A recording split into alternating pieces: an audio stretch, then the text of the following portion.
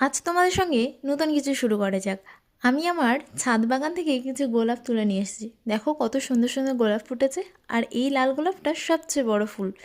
So আমি এবার আমার কাজটা শুরু করি।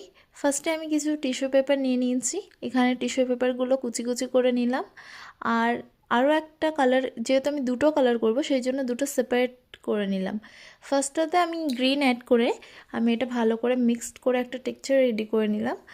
আর সেকেন্ডটাতে আমি কিছুটা ইয়েলো কালার অ্যাড করলাম, হোয়াইট অ্যান্ড ইয়েলো। দেন এটাকেও আমি মিক্সড করে দেব।